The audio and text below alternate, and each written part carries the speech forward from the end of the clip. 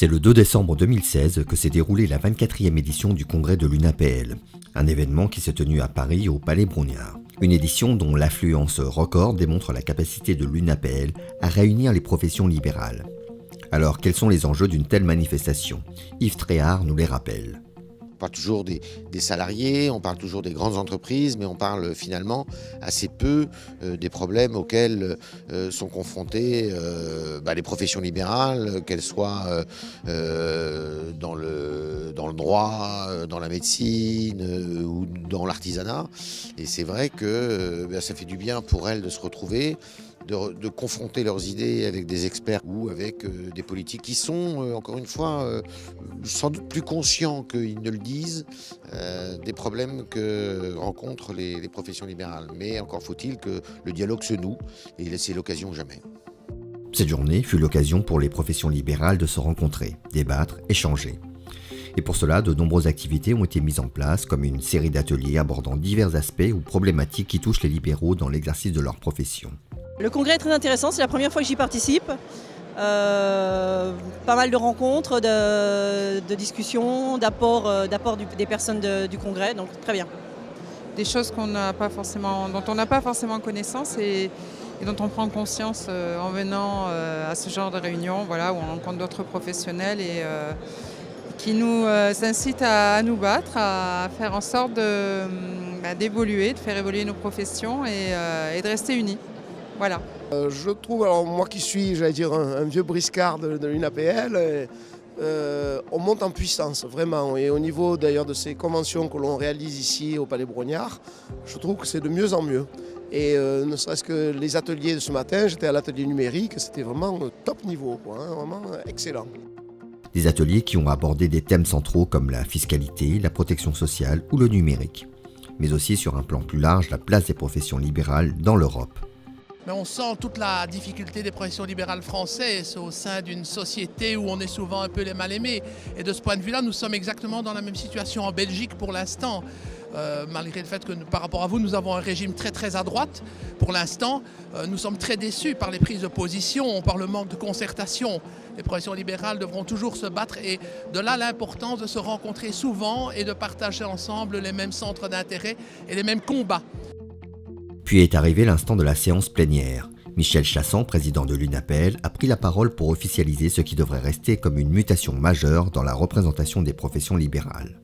Cela fait un point commun de plus entre nos deux grandes confédérations, l'UNAPL et l'UPA, pour décider de les rapprocher, enfin, ensemble, afin de donner plus de poids, donner plus de voix à nos entreprises, à travers l'Union des entreprises de proximité, UDP, puisque c'est son sigle, en additionnant nos forces, c'est-à-dire 1 million d'entreprises libérales et 1,3 million d'entreprises artisanales, nous représentons tout de même 2,3 millions de TPE et de PME, soit 2 entreprises françaises sur 3 et un quart des salariés de ce pays, et nous générons ensemble 582 milliards de chiffre d'affaires. La réunion avec l'UPA, qui nous interpelle quand même par certains côtés pour nous UNAPL, apporte effectivement des avancées qui nous paraissent positives aussi. L'adhésion à l'UDP de l'UNAPL est une bonne solution pour que le cas des TPE soit davantage considéré aujourd'hui dans le débat public. Voilà. L'UNAPL a rejoint l'UDP. C'est pour moi effectivement un événement historique. Il faut se regrouper tous ensemble pour être beaucoup plus forts.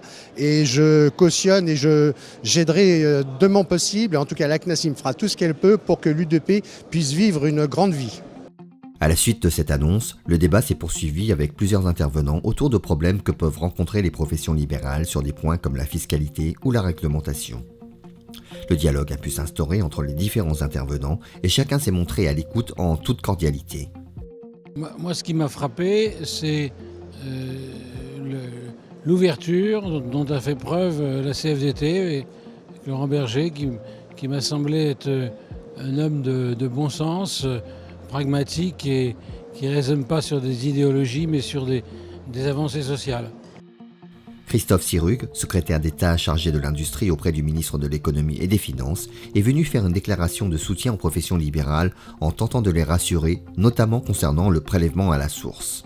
Car, je le redis, L'employeur n'aura à connaître ni la situation familiale de son salarié, ni d'autres informations personnelles, notamment sur les capitaux et les placements qui sont ceux des différents salariés. Permettez-moi de souligner par ailleurs que les entreprises gagneront en avantage de trésorerie, car les sommes retenues à la source en fin de mois ne seront versées que le 8 ou le 18 du mois suivant. Pour les entreprises de moins de 11 salariés, ce gain de trésorerie pourra aller jusqu'à 3 mois puisqu'ils pourront opter pour un reversement trimestriel du prélèvement à la source. Le temps d'une pause pour se restaurer et visiter les stands de nombreux exposants, partenaires de l'UNAPL. Puis retour dans le grand auditorium pour un deuxième débat à la tournure plus politique avec des personnalités comme Éric Woerth, Nicolas Dupont-Aignan, Agnès Michel, Jacques Krabal. Ensemble, ils ont débattu autour de 5 axes principaux: la formation, les facilités de gestion pour les TPE-PME, la fiscalité, la réglementation des statuts et la protection sociale. Dans l'ensemble, on peut dire que le bilan de cette journée semble plutôt positif si l'on en croit les réactions des congressistes. Très intéressant, d'un très bon niveau, à tout point de vue, autant les ateliers qu'en séance plénière. Bon, un petit peu de langue de bois de la part de certains politiques. Et là, je suis très content. Le président est très convaincant, très agréable à écouter, et il a une forte motivation de nous représenter. Donc j'attendais un petit peu de découvrir et je ne suis pas déçu. Je pense qu'il y a beaucoup d'horizons qui s'ouvrent devant nous. Il va falloir un petit peu réfléchir justement à l'avenir de la politique en général. Et je pense qu'il faut peut-être leur faire comprendre quand même qu'on est une entité importante, qu'il ne faut peut-être pas toujours confondre l'entreprise avec l'entreprise libérale. Et je pense qu'on a encore beaucoup de travail à faire. Au final, certaines tendances ont déjà pu se dégager de cette 24e édition, telle que nous le confie Yves Tréhard. Mais je trouve que ce qui est apparu évident cette année, aussi bien le matin que l'après-midi, c'est la formation, l'éducation, et notamment l'éducation, l'apprentissage.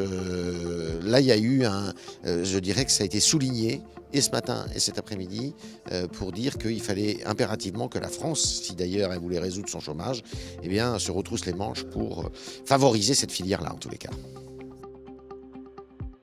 L'année prochaine, ce sera les 40 ans d'UNAPL. Ça fait 40 ans que nous avons créé cette structure UNAPL. Et donc, l'année prochaine, le 25e congrès sera aussi celui des 40 ans. Et donc, c'est un événement que nous fêterons dignement, j'espère, et à sa juste hauteur.